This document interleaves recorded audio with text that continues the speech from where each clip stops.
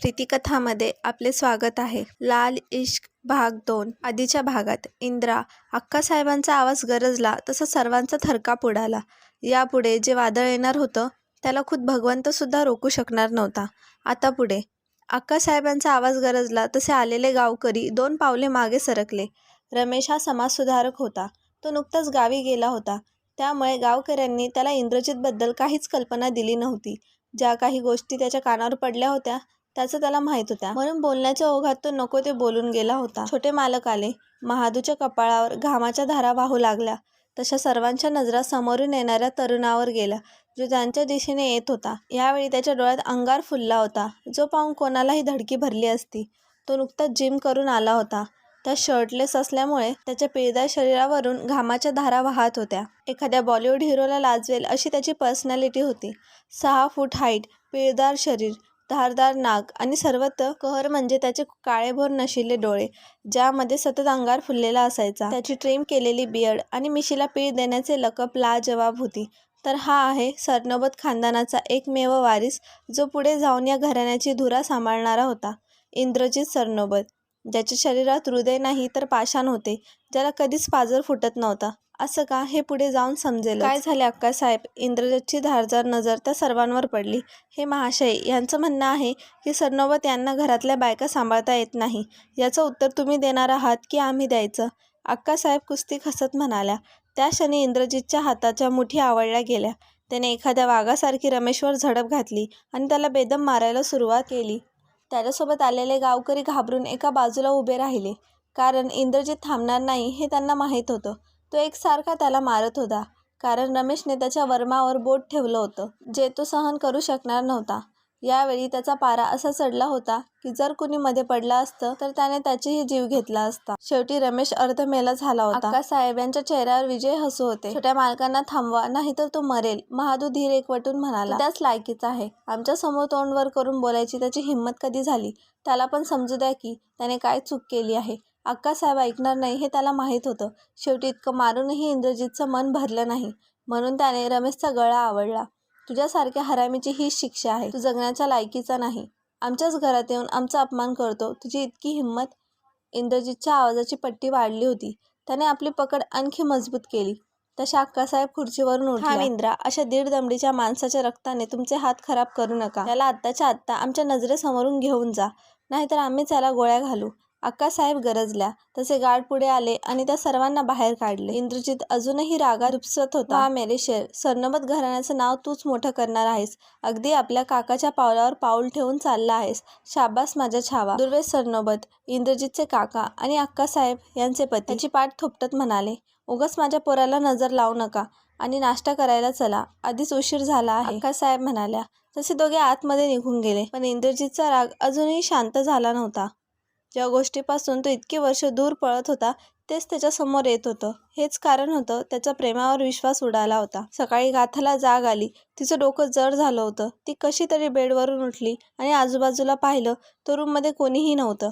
काल रात्रीचा प्रसंग आठवून अजूनही तिच्या अंगाचा थरकाप उडाला होता. ते तर नशीब एका देवा माणसाने तिची मदत केली होती, नाहीतर होत्याचं नव्हतं झालं असतं. या ठिकाणी जास्त वेळ थांबणे तिला प्रशस्त वाटले नाही, म्हणून ती उठली आणि जाण्यासाठी निघाली. पण तिचं लक्ष ड्रेसवर गेलं, जो खांद्यावर फाटला होता.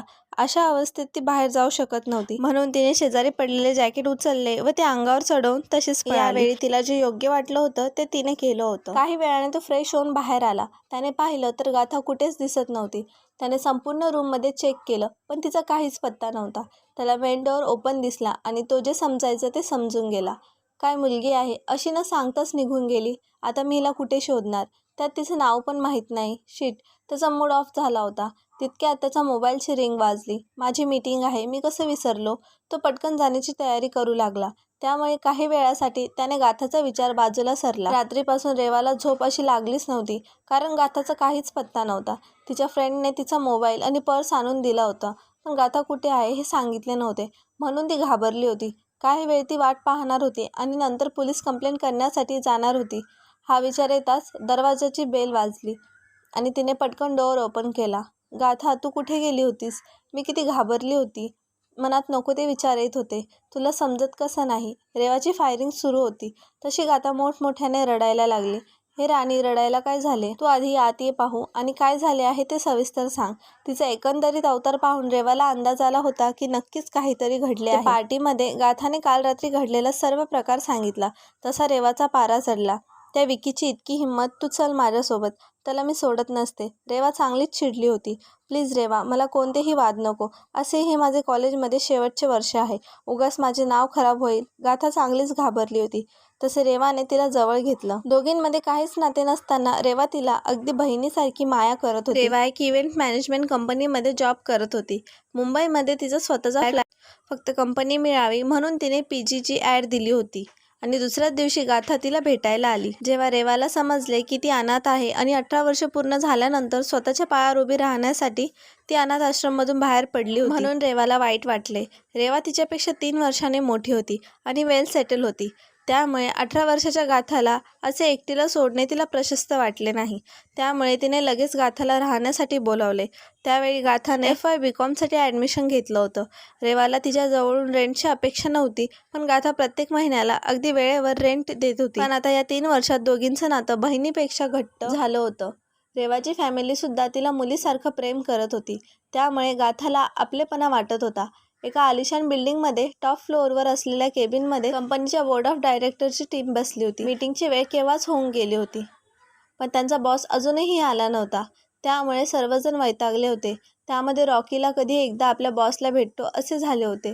सॉरी जेंटलमॅन, मला यायला उशीर झाला. तो जसा आत आला तशा तिथे उपस्थित मुलींनी मोठा श्वास घेतला. सौमित्र सुभेदार, वय वर्ष 30, ग्रे कलरचा 3 पीस सूट, जेलने सेट केलेले केस, हलके बदामी बोलके डोळे आणि चेहऱ्यावर निखळ हसू. पाहता क्षणी कोणीही प्रेमात पडेल अशी पर्सनॅलिटी, ज्यावर कितीतरी मुली फिदा होत्या. पण अजूनही तो सिंगल होता, कारण मनात अजून तरी कोणी भरली. या वर्षी आपल्या कंपनीला पॅरिसचे कॉन्ट्रॅक्ट मिळाले आहे. या फॅशन शोसाठी मला टॉपची मॉडेल हवी आहे. त्यामुळे मला कोणतीही चूक नको. सौमित्रने वेळ न दवडता मीटिंग स्टार्ट केली. सुरुवात केली. तेच सांगण्यासाठी मी अर्धा तास लवकर आलो होतो, पण तोच उशीर केला. माझ्याजवळ एक फ्रेश चेहरा आहे. तिला आपण हायर केले तर ती मुलगी रॅम्पवर आग लावेल. रॉकीच्या डोळ्यासमोर फक्त गाथाचा चेहरा होता. गेल्या वेळी तू हेच म्हणाला होता, पण ऐनवेळी त्या मुलीने घोळ घातला. यावेळी मला नवीन चेहरा नको, इंडियाची टॉप मॉडेल हवी आहे, सौमित्र म्हणाला. ती संभावना अजिबात नाही. तिचे खूप नखरे असतात. गेल्या वेळी तिने स्टाफला खूप त्रास दिला होता. सध्या मॅडम हवेत आहेत. तू फक्त एकदा त्या मुलीला पाहून घे. माझी खात्री आहे ही मुलगी संभावनाचे रेकॉर्ड मोडणार. असे नाही झाले तर मी त्या क्षणी रिझाईन करेन आणि हिमालयामध्ये जाऊन तपश्चर्या करेल. मग तर झालं. रॉकी किती नाटकी आहे सौमित्राला चांगलेच माहीत होते. रॉकी म्हणत आहे तर एकदा मॉडेल पाहायला काय हरकत आहे. त्यांच्या मुलींच्या बाबतीत पारख आजपर्यंत चुकलेली नाही. मिस तिवारीने आपले मत मांडले. बाकी बोर्ड ऑफ डायरेक्टर यांचा पण रॉकीवर विश्वास होता, कारण आतापर्यंत त्याने कंपनीला टॉपच्या मॉडेल दिल्या होत्या. ठीक आहे, पण एक जरी चूक झाली तर तुझी रवानगी हिमालयात नाही, सरळ पाताळमध्ये होईल आणि ती मी करेल, सौमित्र त्याच्या डोळ्यात पाहत म्हणाला. तसे रॉकीने हात जोडले. मीटिंग संपली तसा तो आपल्या केबिनमध्ये आला आणि खुर्चीवर बसून डोळे मिटून घेतले. तसा त्याच्या नजरेसमोर तिचा चेहरा तरळला. तिच्यापेक्षा सुंदर कोणी असूच शकत नाही याची त्याला खात्री पटली होती. दीक्षा नेहमीप्रमाणे कॉलेजमध्ये आली होती. तिची महागडी कार आणि राहणीमान पाहून समजत होतं की साध्या घरातील मुलगी नाही. अख्ख्या कॉलेजमध्ये ती फेमस होती, कारण तिचा ऑरा काही और होता. कॉलेजमधील कितीतरी मुलं तिच्या अटेन्शनसाठी मरत होती, पण ती फक्त कामापुरत्या मुलांसोबत रिलेशन ठेवत होती.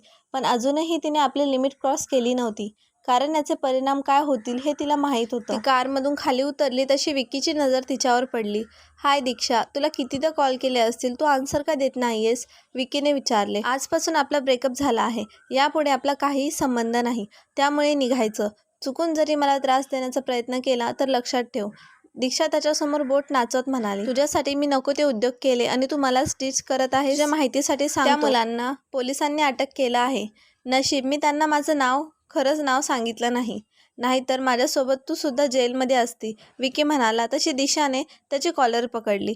फक्त स्वतःपुरतं बोलायचं, समजलं? मी कोण आहे हे तुला चांगलं माहीत आहे, त्यामुळे जपून राहायचं. दीक्षाने त्याला झिटकारलं आणि निघून गेली.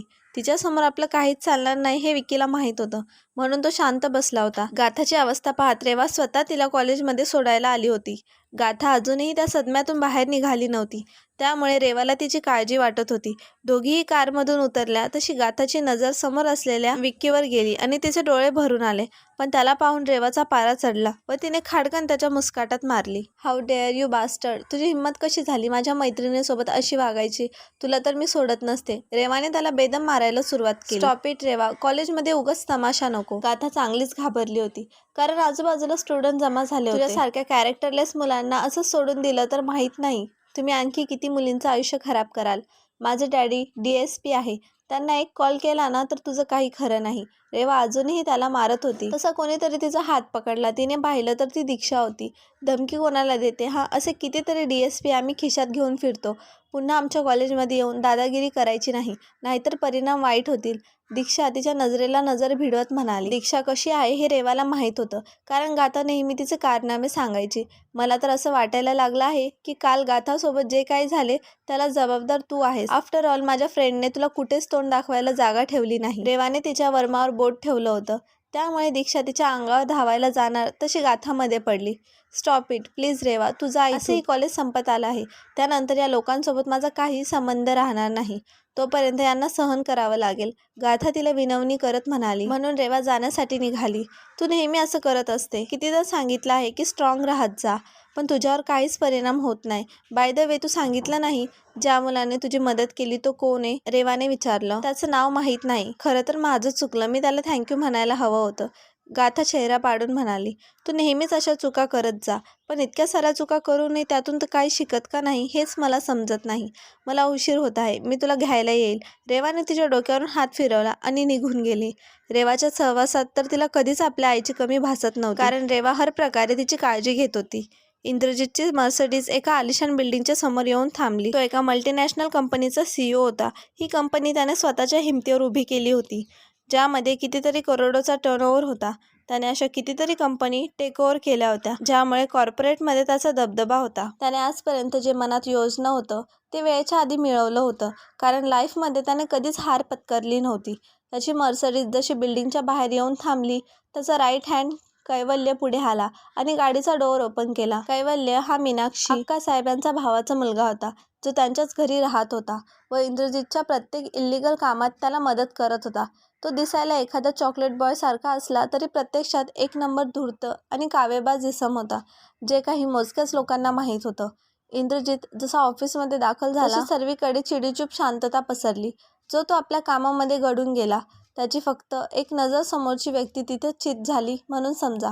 इंद्रजितचा दबदबा पाहून कोणाचीही इथे काम करण्याची इच्छा नव्हती, पण वर्षाला जर लाखो रुपयांचा पॅकेज मिळत असले तर मग त्यांनाही हिटलरगिरी सहन करण्यावाचून पर्याय नव्हता.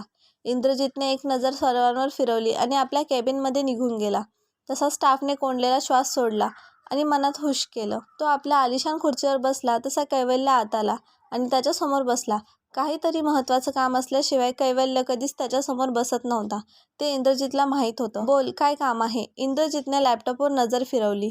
सौमित्र पाटील, ऐकण्यात आले आहे की त्याला करोडोची कॉन्ट्रॅक्ट मिळाले आहे. हे जर सक्सेसफुल झालं तर त्याला फायदा तर होईल, पण त्यासोबत फॅशन जगात त्याचं खूप नाव होईल, कैवल्याने माहिती दिली.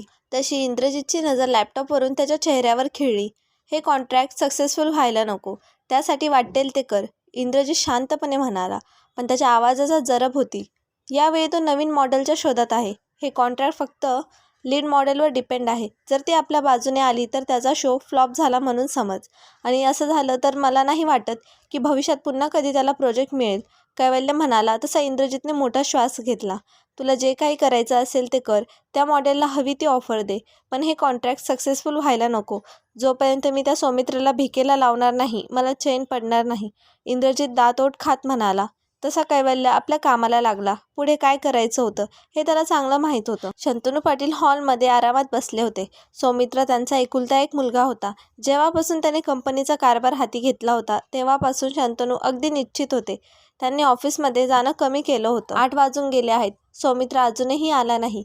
त्याला माहीत आहे ना की तो आल्याशिवाय आपण जेवण करत नाही, तरी रोज हा उशीर का असतो? सौमित्रची आई शैलजा बाहेर आल्या.